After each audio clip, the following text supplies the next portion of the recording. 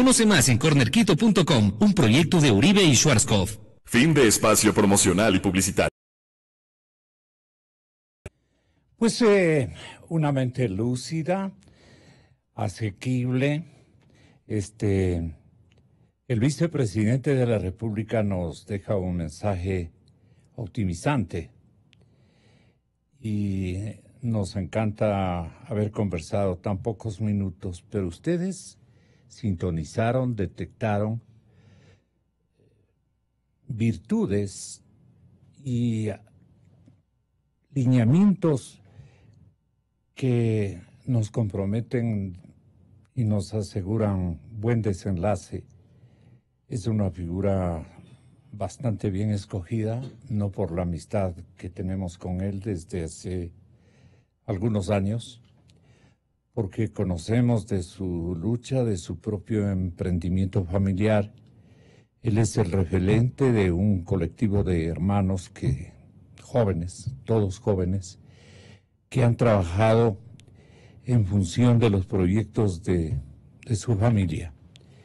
Y allí lo ubica seguramente en alguna de las tertulias que mantenía en la radio que dirigía el auto.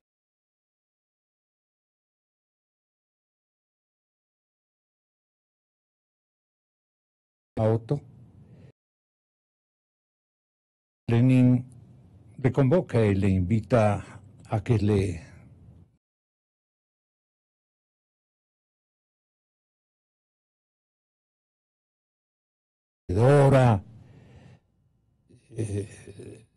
destacada en éxitos y en conquistas.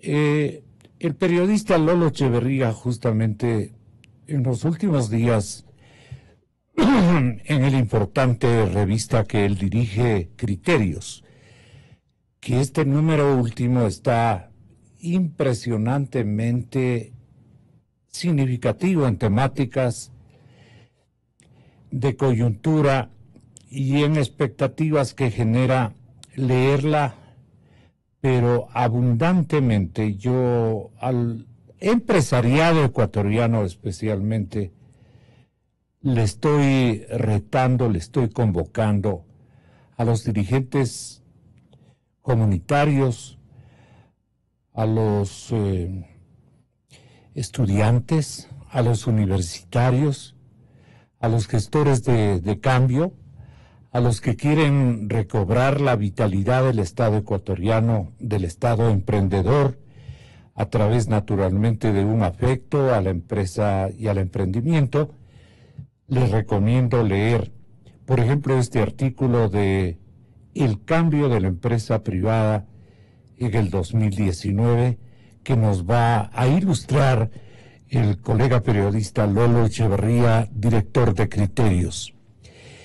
¿Qué es lo que busca usted, Lolo, contagiarnos respecto a lo que usted descubre que el gobierno van a lograr establecer en la fase de este macroescenario de emprendimientos, que sería la salvación para el país? Porque vamos a generar miles de empleos, porque vamos a autogenerarnos confianza, vamos a ponerle toda nuestra simpatía y empatía en obras que gesten nuevas modalidades de empresas. Es decir, el emprendimiento, el proyecto en cada uno de los hogares ecuatorianos sería una minga que nos ubique en un reposicionamiento de un país productivo, por decirlo de esa manera. Le quiero dar la palabra a través del hilo telefónico para que Lolo tenga la bondad de aludirnos cuáles son las características de que la revolución ciudadana predicada por gente que vino francamente a robar, a hacerse cargo de una situación de privilegio económico y a ultrajar al resto de ecuatorianos con manifestaciones que nos han provocado un desagrado absoluto y total, hoy busca ser remediada a través de un impulso a la empresa. ¿Qué manifestaciones simultáneos van a tener los emprendimientos con el gesto o los gestos del gobierno que predomina este momento bajo la ejida de el presidente Lenín Moreno? ¿Qué ha rescatado usted para su trabajo periodístico en este número tan singular de la revista Criterios? Si es tan amable, Lolo, de explicarnos. Gracias, Gonzalo. Un saludo para usted y para la audiencia.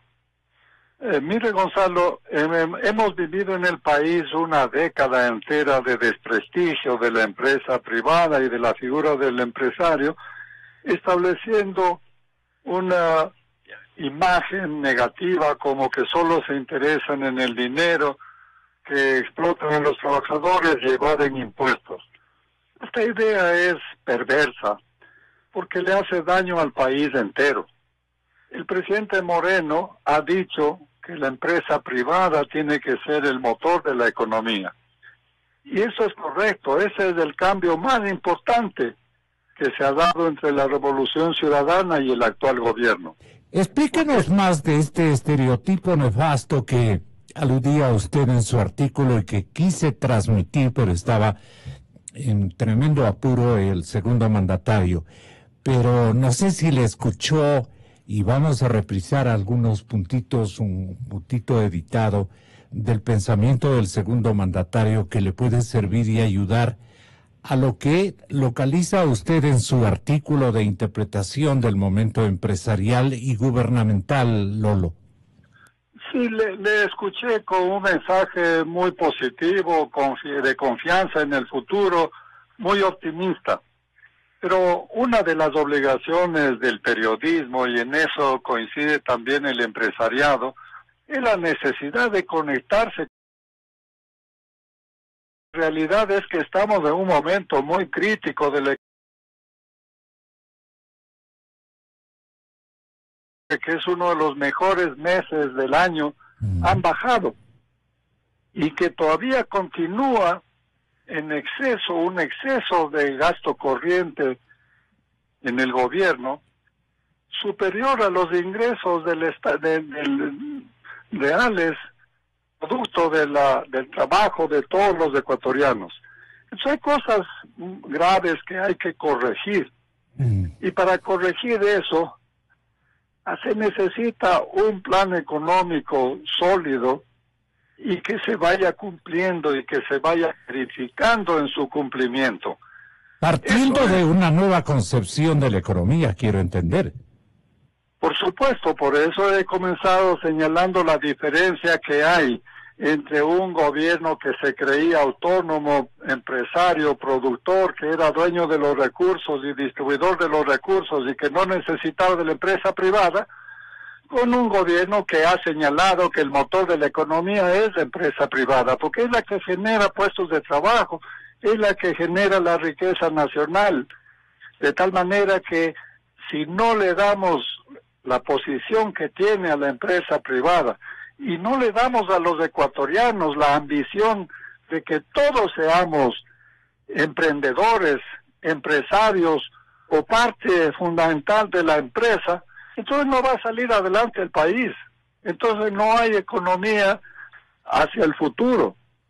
Entonces resulta un optimismo que no se fundamenta en la realidad.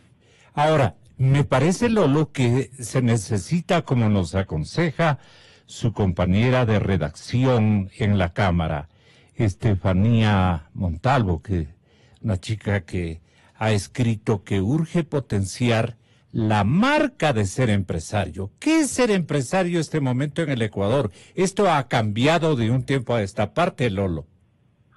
Sí, porque también en eso se han tratado de establecerse, no solo por el gobierno anterior, sino siempre la izquierda, una imagen del empresario como una persona incompleta que se ocupa de la economía, pero no se ocupa ¿Personal o de la grupal? cultura, del desarrollo. Así es. Sí, pero el empresario... ¿Eso no es cierto este momento en la vida nacional? No, no es cierto. No es cierto. Vea usted, por eso es que la Cámara de Comercio de Quito, por ejemplo, tiene una revista en donde hay cultura, economía, análisis político, por supuesto, pero también preocupación por la ciudad, preocupación favorecidos de la sociedad. Es decir, una visión completa, con un humanismo que tenga en cuenta todos los aspectos de la realidad. Y no ese estereotipo parcial que hace daño al país porque genera una imagen negativa, no solo del empresario, sino inclusive de la riqueza. Los ecuatorianos tenemos que tener todos una idea positiva de la idea de generar recursos, generar riqueza, generar puestos de trabajo, porque esto es algo que nos corresponde a todos. ¿A través de qué acciones se puede reposicionar la marca de ser empresario en la conciencia, especialmente de la juventud ecuatoriana, con poderes y con aspiraciones de ser protagonistas, ahora sí, de otra dimensión? No ser el molestoso de la familia, sino el actor fundamental de la superación de la gran familia. O sea, hay una familia para él, pero hay una gran familia de donde vienen cuadros muy importantes a los que hay que alentarles con una marca mejorada de convertirse en emprendedores, en gestores de iniciativas renovadas y de fe en el país y en su gente. La primera cosa es entender de que el empresariado no son solamente los dueños de las grandes empresas. Todos los ecuatorianos somos emprendedores de algo o somos partícipes de familias de empresarios, etcétera. Hasta un vendedor ambulante es una persona que tiene un emprendimiento, que tiene estas características del emprendedor, que son la posibilidad de concebir un proyecto, incurrir en riesgos, invertir capitales y poner mucho trabajo, innovar, distinguirse, competir. Todas estas son cualidades que mejoran al ser humano. Y buscar su propia prosperidad. Por supuesto, buscando la propia prosperidad también ayuda a todos los demás, porque la economía es así, no son casos aislados, sino que la economía son redes que se arman y que nos ayudamos unos a otros o dependemos unos de otros. Por eso es que tenemos que tener un concepto general de la economía y saber que somos parte y de que todos contribuimos a mejorar o que podemos también constituir estorbos para el desarrollo nacional. ¿Y cómo crees, Lolo, que empresariado con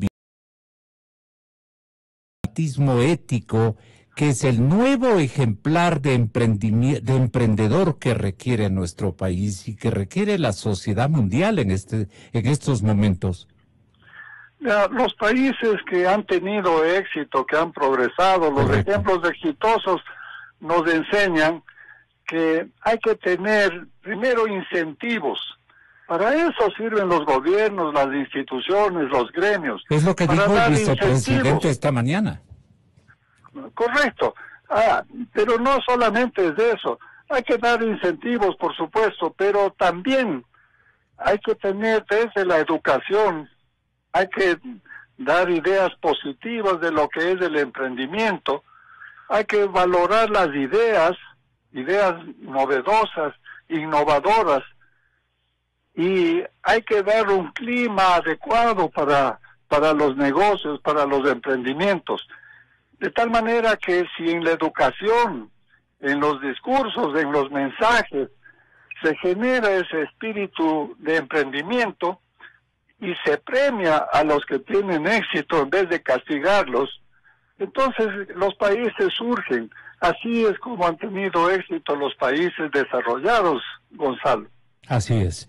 Y yo quiero que oigamos entre todos nuevamente lo que nos dejó en un plan de meditación y de reflexión el señor vicepresidente, de quien también pido una opinión al periodista Echeverría sobre el vuelco que bien podría protagonizar él, no en la persona del presidente nomás, sino en el resto de gentes que siguen conduciéndose bajo otra óptica, bajo otro interés de carácter político partidista y bajo otras tentaciones no muy leales con la ética social especialmente.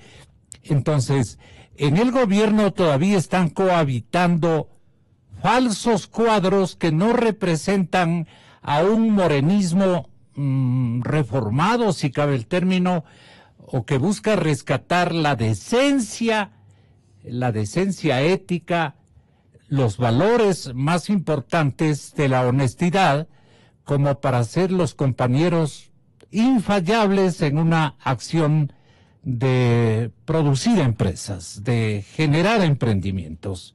Esto nos decía el vicepresidente de la República hace contados instantes.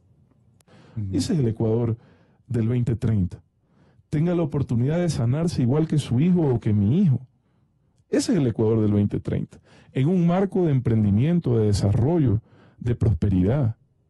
Eso se construye desde hoy. No es un tema de soñar, es un tema de trabajar, de actuar, como lo hace usted todos los días, como lo hacen la mayoría de los ecuatorianos todos los días. ¿Qué tiene que hacer el beneficio colectivo? ¿De qué sirve la plata? ¿Que es para contar plata en el banco? No, la plata es para trabajar, para producir, para generar desarrollo, pero eso es el dinero. Un empresario serio sabe que para eso es el dinero. No es para contar plata, para ver quién es más rico. Es para contar emprendimientos, para contar resultados, para contar proyectos. Para eso es la plata, Gonzalo. Ojalá el empresario ecuatoriano se meta eso en la cabeza. Yo sé que la mayoría lo tienen claro, porque los conozco de años. Pero lo que queremos es que sientan que pueden hacer eso en su país, que no se tienen que ir a otro lado para conseguir eso. Vea, la relación le diría, con la gran mayoría de los sectores que están en una actitud positiva y propositiva, siempre va a ser la mejor, Gonzalo. Quien tenga ideas para el país, quien lo plantee de una manera en relación, que yo creo que no hay ámbito que esté cerrado. Ahora, hay cosas que son naturales para los ecuatorianos, en la región sobre todo.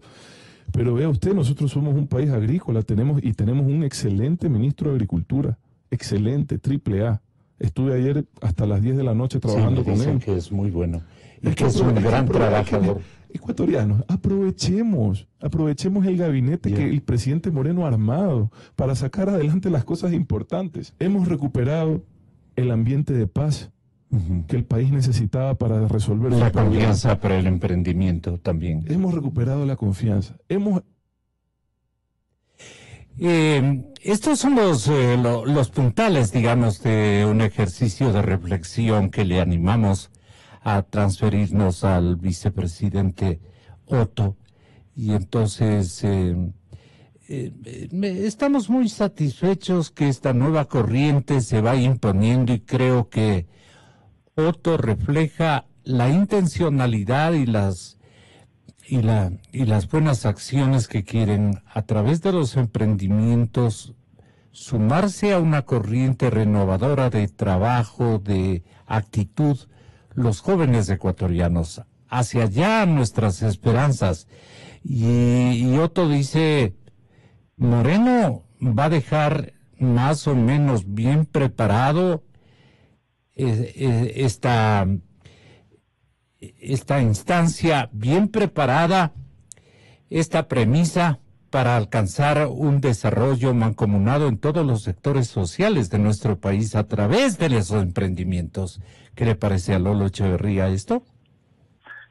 Sí, me parece a mí que es una visión diferente y positiva, sin duda alguna.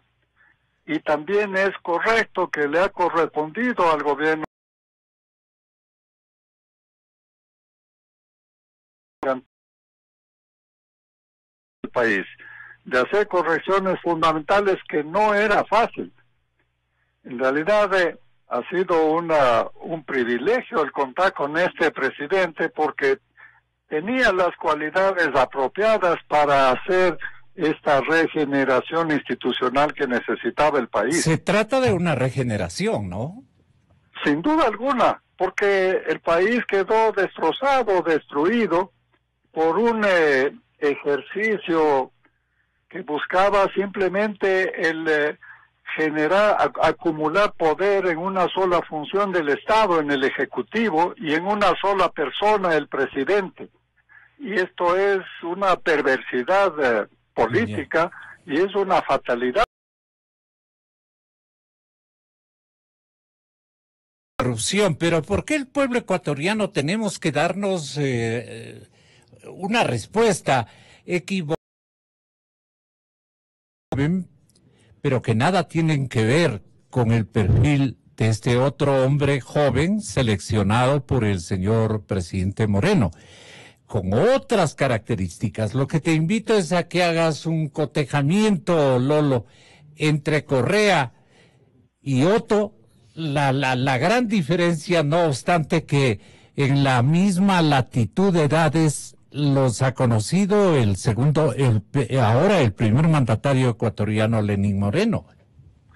Bueno, vea, Correa fue producto de una degeneración de la política en el Ecuador.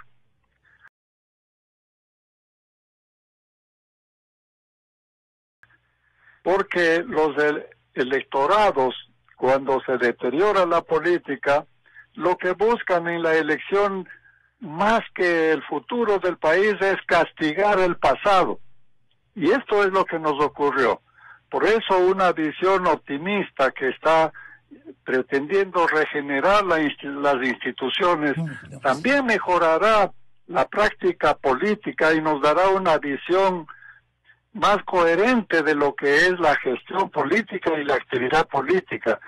Esto es algo importante para el país porque es la manera en que nosotros tenemos que fortalecer la democracia y hacer posible que participen en la política las mejores personas, los mejores profesionales, y que se regenere también desde el punto de vista de la ética. Por eso es que en el país se reclama, y desde el periodismo, por ejemplo, hemos reclamado que el combate a la corrupción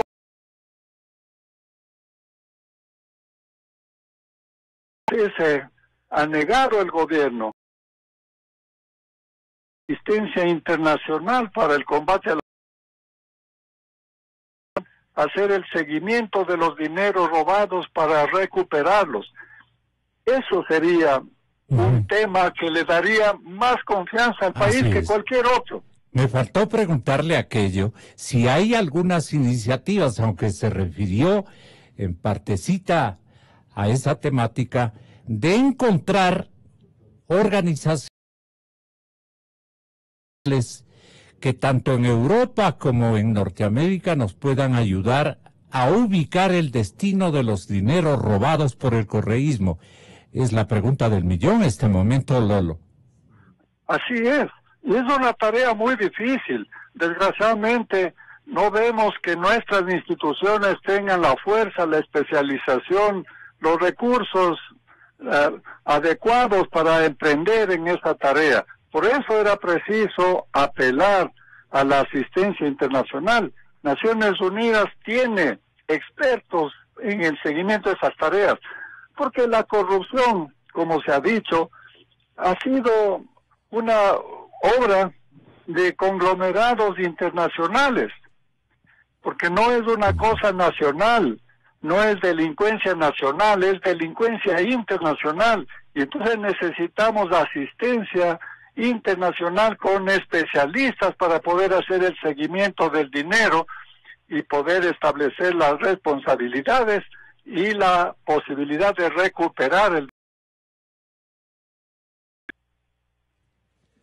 yo quería presentar también en nuestros micrófonos a uno de los integrantes de la Comisión Anticorrupción, el señor doctor Germán Rodas. Pero antes de eso, ¿cómo debería oír, obedecer, digamos, cumplir con una especie de consigna que nos recomienda el presidente de la República, Lenín Moreno, de que, por ejemplo, en los próximos comicios, en las próximas votaciones, nos cuidemos todos los ecuatorianos que nos estamos escuchando este momento de votar por la corrupción? La gente va a decir, entonces, ¿por quién votamos?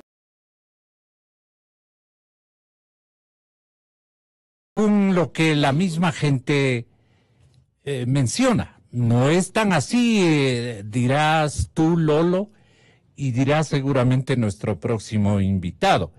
Pero hemos logrado irradiar ese convencimiento, o la propia gente se ha convencido de que todo es corrupto. Ese clima también, ese manto negativo, ¿cómo le liberamos a los verdaderos hombres y mujeres ecuatorianos que están cumpliendo adecuadamente con su misión, ateniéndose naturalmente a un código de postura familiar y de valores adquiridos con otro tipo de ejemplos y con otro tipo de ejecuciones o de experiencias que estamos viendo todos los días? ¿Por qué tenemos ese trauma de que somos una región y un país de corrompidos?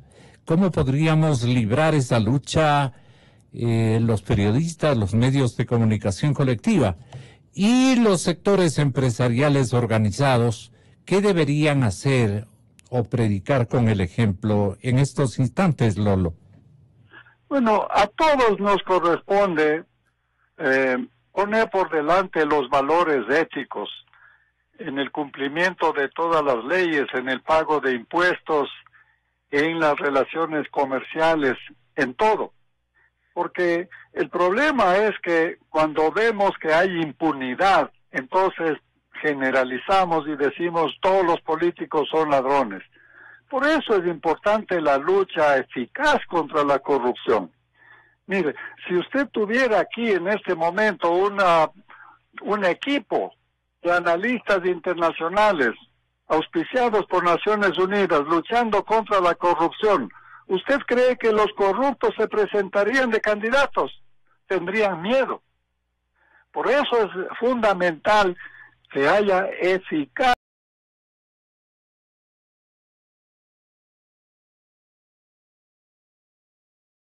de que el gobierno tiene la decisión por recursos para combatir la corrupción y la impunidad.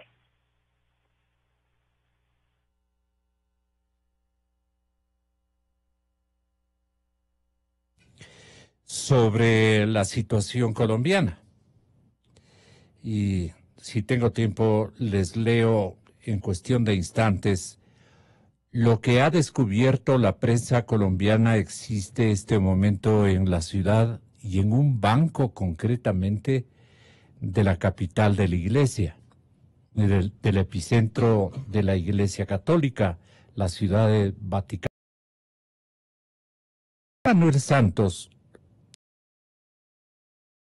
del Vaticano como su caja fuerte. Escúcheseme bien. ¿Hasta dónde llegan las circunstancias vecinas? Una sofisticada forma de ocultar dinero que también emplean otros expresidentes o otros presidentes en ejercicio, la mayoría con ideas incluso de izquierda, como la Fernández, como Lula, como don Evo Morales. Lo dice no Gonzalo Rosero, sino la crónica que estoy dando a conocer, crónica de investigación, como Rafael Correa, como Raúl Castro, como Daniel Ortega. Vean el corte ideológico de todos estos exmandatarios o mandatarios. Nicolás Maduro, todos con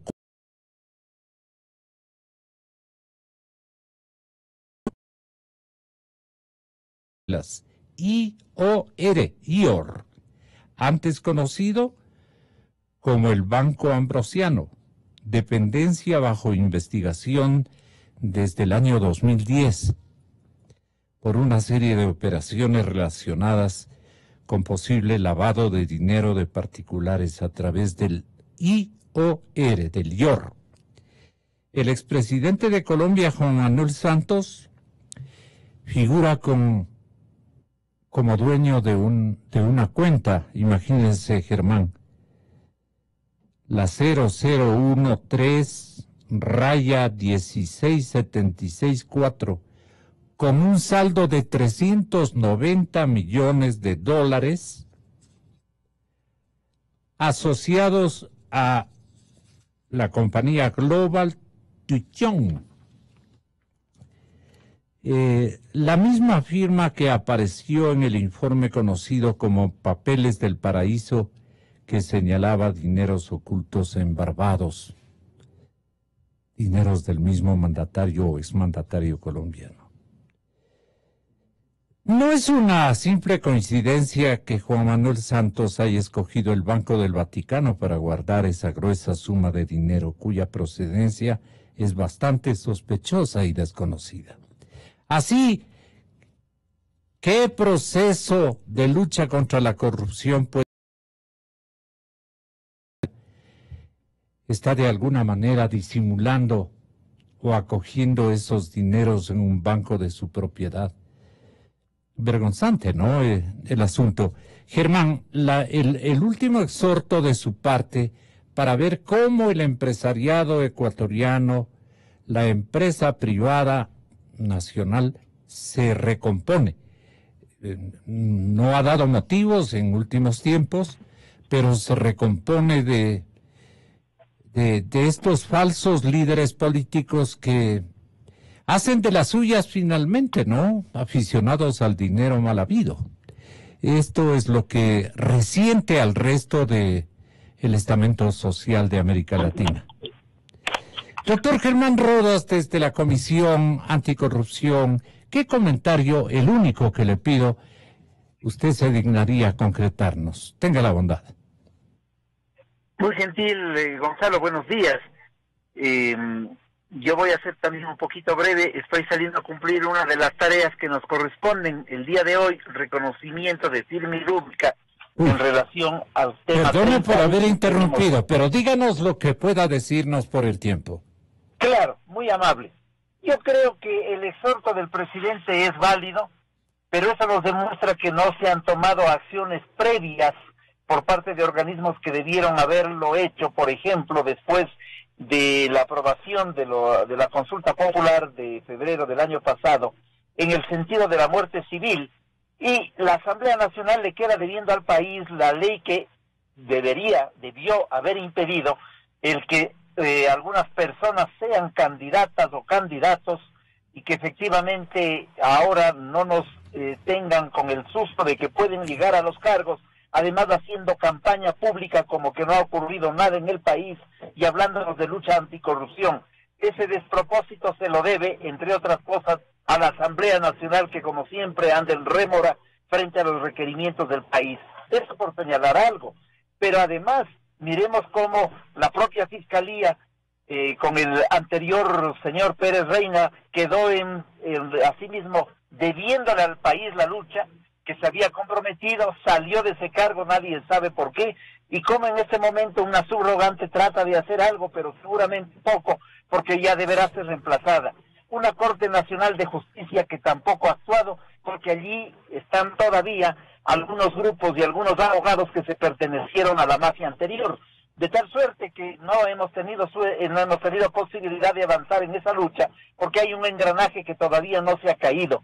Yo creo que lo que debemos hacer es articular toda la lucha anticorrupción con organismos internacionales, con los locales que nos hemos jugado desde hace algún tiempo por un concepto de ética para fortalecer los intereses del país y del pueblo ecuatoriano. Y una cosa final, este no es un tema solamente de que se nos llevan la plata, se nos han llevado la dignidad, y esto que es parte de la subjetividad humana, pero que es muy importante, este elemento que no se le ve, que es la ética. Los ecuatorianos debemos retomarle en la formación, no solo académica, sino personal y diaria, y entender que la vida va más allá de tener 5 carros, de ir a vacacionar en las playas o de estar dedicados a otras cosas. La vida es más importante para tareas que tienen que ver con el bien común.